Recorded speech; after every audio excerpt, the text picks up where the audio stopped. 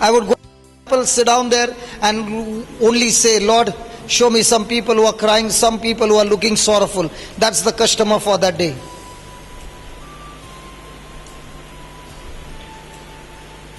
But what are you doing? God bless me, God bless me, God bless me, God bless me. Why should God bless a conjuice? And remember, God blessed Abraham to be a blessing. He said, I bless you so that you are a blessing to the nation. And if you are a person who is only asking for blessing to be blessed for yourself, God's blessing will never be on you. Ask your neighbor, is he talking about you? Nobody is asking their neighbor, because they are saying, what to ask neighbor? I only am like in the... Hello? Any person seated here wants to experience God personally. I give you a secret. Go and be a person to reach out. Go and be a person to reach out, not only help them, but in that helping, share the word of God to them. And watch and see, your life will become so beautiful. There's a young lady from this parish, her name is Tanya. She was here a few months back, Tanya. Okay. Every day she will be sending messages to me. Today, brother, this happened in the Bible class. Today, brother, this happened in the Bible class. Practically every day has become a Bible class. And when I told her, you know what, God has called you to share the word of God, she said, me. And now when I ask her, now please shut down the Bible class, she said, I would rather die but not stop what God has started in my life. Every day is become a blessing.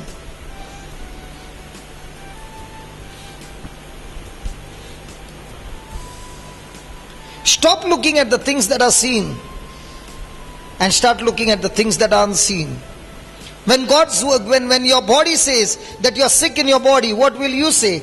I don't care. The Bible says, by stripes I am healed. I refuse to look at the things that are seen. I look at the things that are unseen. And when you are doing that, look at the next line. What is he saying? For the things that are seen, for the things which are seen are temporary, and the things which are unseen. So if you can see some symptom in your body, quickly open your mouth and say, hey, I just saw you, and according to the word of God, you are temporary. Now somebody will go and tell the spouse, I just saw you, you are temporary.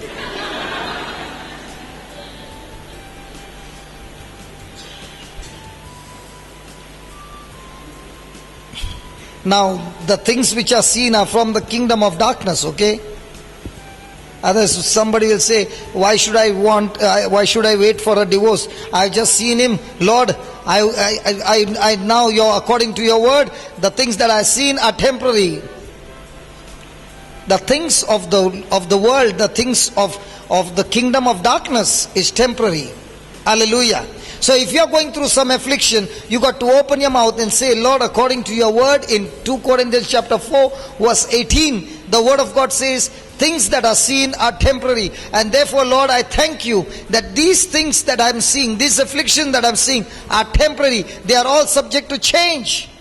And the things that are unseen, Lord, you have declared they are eternal. So I thank you, Lord. I'm blessed. I'm anointed. I'm filled with your glory. My household is blessed and filled with glory. Lord, I thank you that I'm a blessing wherever I go. Amen? Amen. So from now on, have you made that decision? Hello? Now do you understand why afflictions are not turning into glory? Hello? Imagine for so many years when we did not know the word of God, when a problem came, that problem nearly killed us. And it was God's mercy that He worked a miracle through somebody.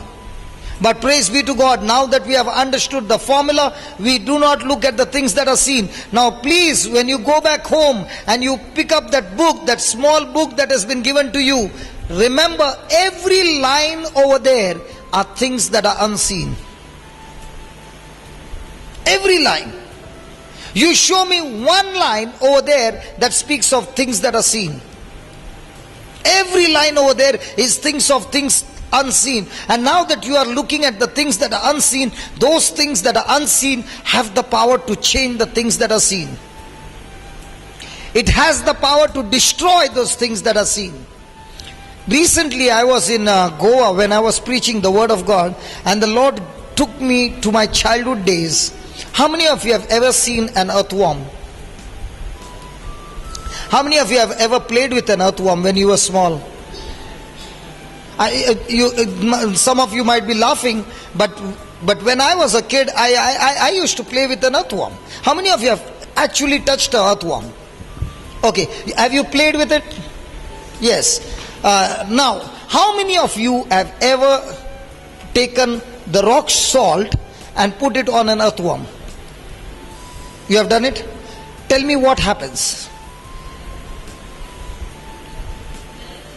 It melts. Say that again.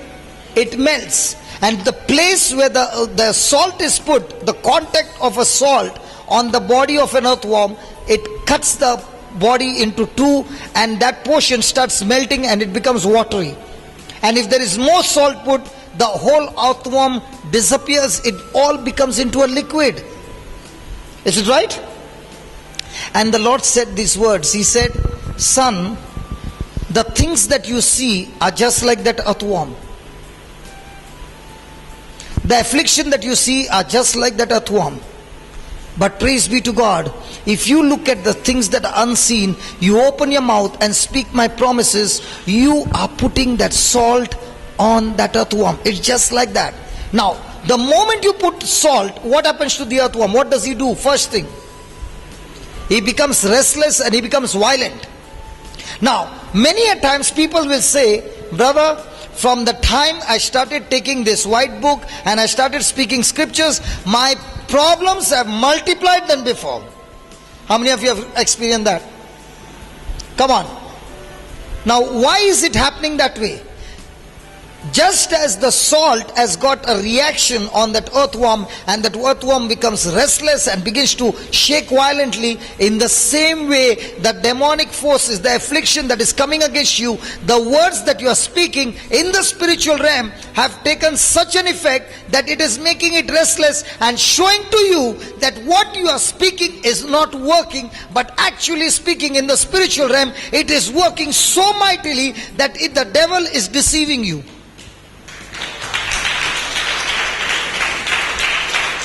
I don't know whether it's on the internet.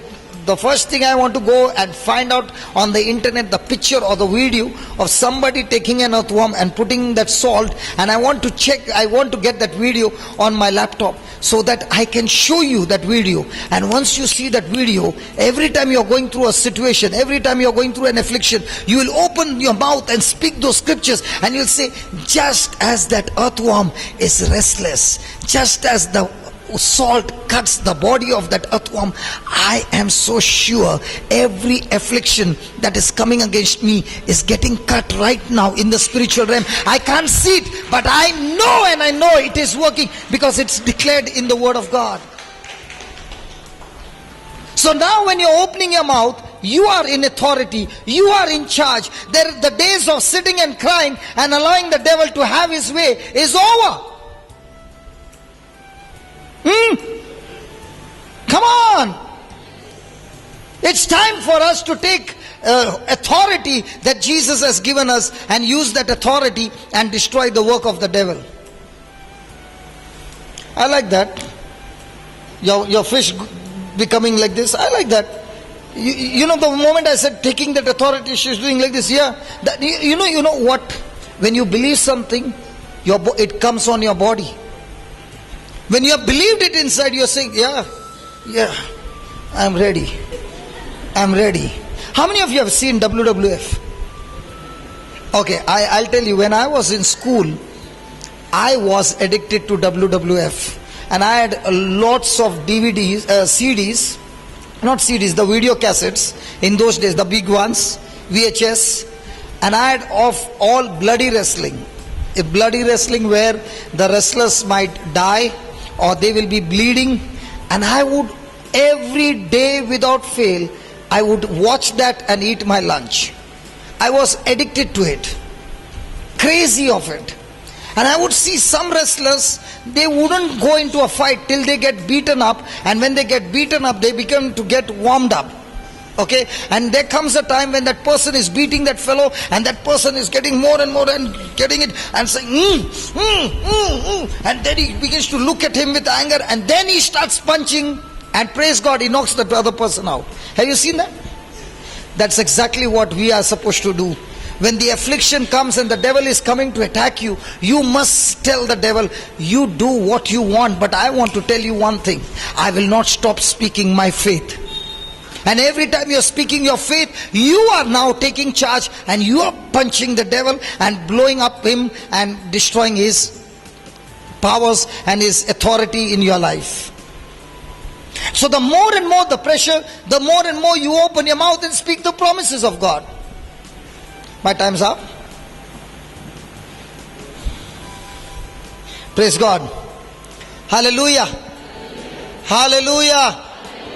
Can we repent now and tell the Lord, Lord, I'm sorry that all this time I've been blaming you, that you did not turn my affliction into glory, you did not give me the victory, but today I've begun to understand, Lord, it's not you, but I who need to look at the things that are unseen.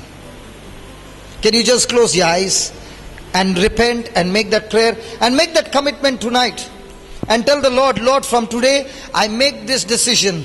I'm committed to you to focus on the things that are unseen. From today onwards, Lord, I do not want to look at the things that are seen that are taking me away from you. But I choose right now, Lord, right now, to focus on the things that are unseen. Come on, make that prayer. My friend, open your mouth and speak. Please open your mouth and speak. Please open your mouth and speak. And tell the Lord, from today I am committed to you, O Lord, that I want to focus only on the things that are seen.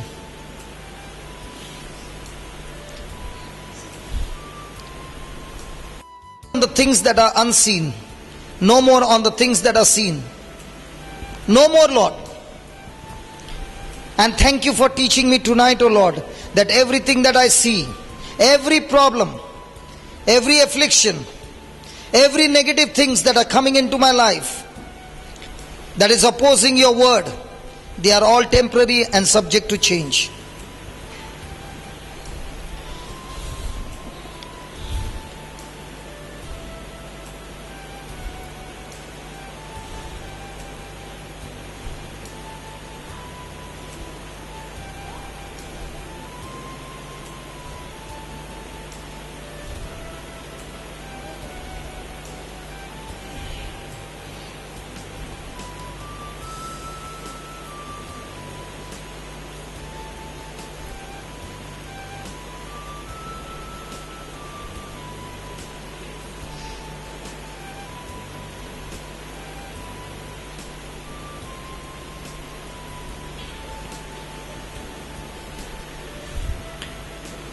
Praise the Lord. Hallelujah. Now, have you heard the word believe before? All this time I used to give a definition of believe. What was the definition? Believe is action corresponding to the message. Today I want to give you something very, very beautiful. What is believe? Let us study about a person who was a centurion.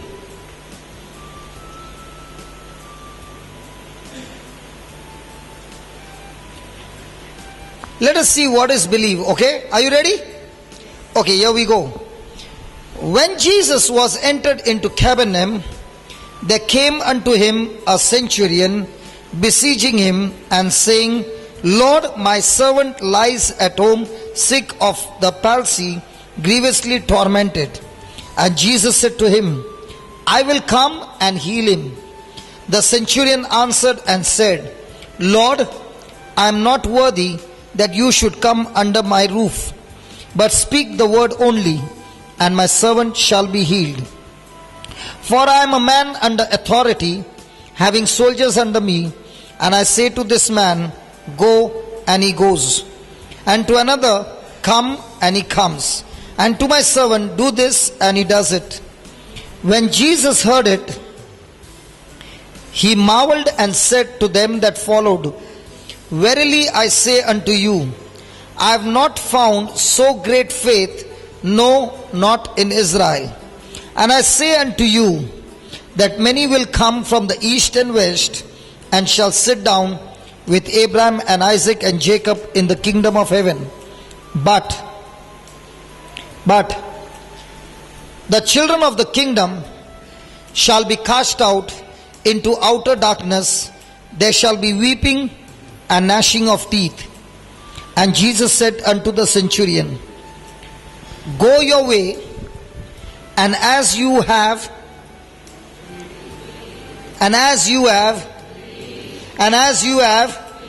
believed, so be it done unto you. And his servant was healed in the same hour. Praise the Lord.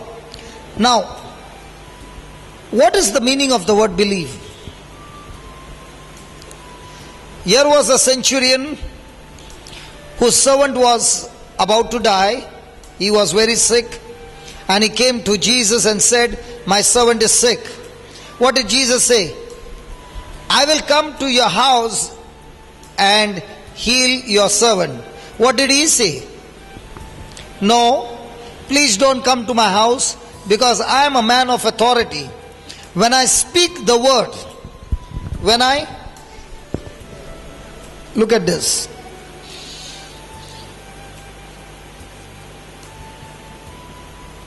I am a man under authority, having soldiers unto me, and I say to this man, Go, and he goes, and to another, Come, and he comes, and to my servant, Do this, and he does. When Jesus heard this, look at verse number 8. The centurion answered and said, Lord, I am not worthy that you should come under my roof, but only pray for my servant, and he shall be healed.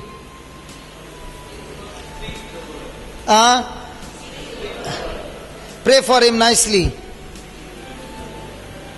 Hello?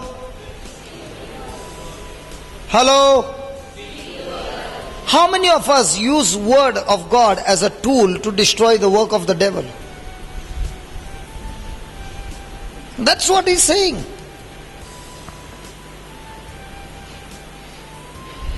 He is saying, when I speak a word to those of my soldiers who are under me, they have to honor my word. And centurion is saying, I have got authority to speak to my soldiers and to my servant. But when I look at you, I see that you are a man of authority who has got authority over sickness and disease, over everything in nature. So, just as I speak and they obey, in the same way, I want you to speak, and that sickness will obey you. Now, what is belief? Jesus said, as you have believed, so shall it be. Look at that last line.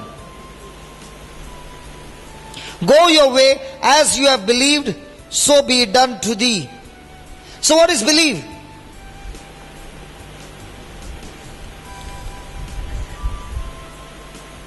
What is believe? According to this scripture, what is believe? Believe simply means to take a decision.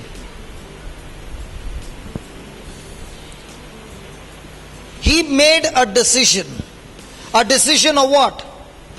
I understand one thing, Lord, that you are the man of authority. When you speak the word, it shall be done. Now question, when Jesus spoke that word, could the centurion see the servant?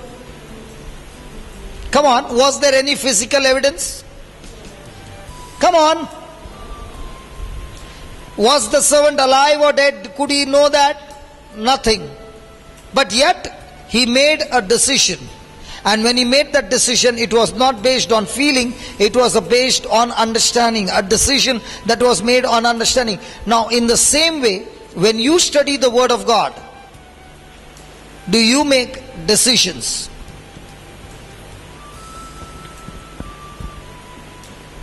Hello? When you are studying the Bible, do you make decisions? Or is your decision changing? And if your decision is changing, my friend, your believing also is changing. And everything in God's kingdom operates through believing. Jairus made a decision, and that's why he was believing. What kind of quality decisions do you make on a daily basis? You came for the night vigil, you wrote down the notes, you wrote down everything. After going from here, what are the decisions that you have made to follow the instructions? And if you have not made the decision, then my friend, I want to tell you, you can come for another 10 night vigils, your life will not have much change in your life. But if you are making a decision, this is what God has said, this is what I'm going to do. If God's word is saying confess and confess and confess and confess the word of God, and by me confessing the word of God, my faith is going to grow. I'm going to do it whether I feel it or not, whether I like it or not. I will continue to make that decision and get fixed on the decision. That's called believing. Believing is not a feeling, it's a decision. How many of you or how many of us, we make decisions in life and we stick to those decisions?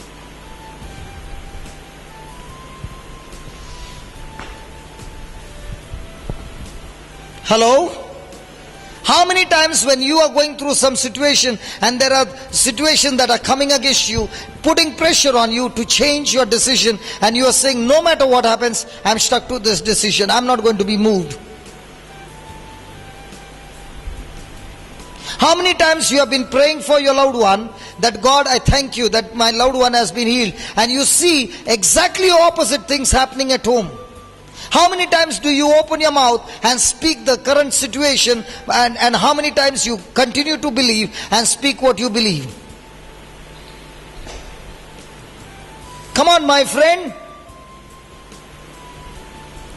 Are we fixed on decisions? What about the woman with the issue of blood? When she heard about Jesus, she made a decision. I will go and touch his garment.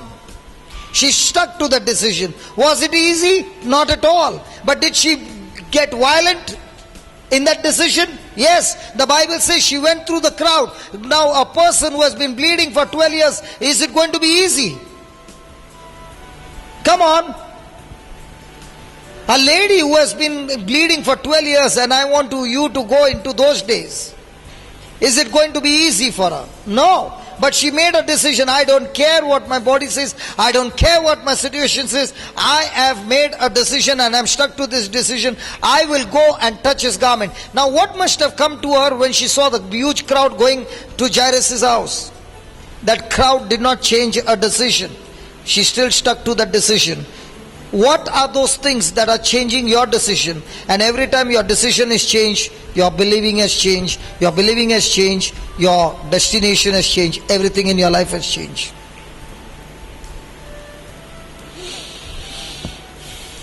How many times do we come and I ask you, how many of you are going to memorize the scriptures in that white book? You will all lift your hands up. But how many of you keep that decision?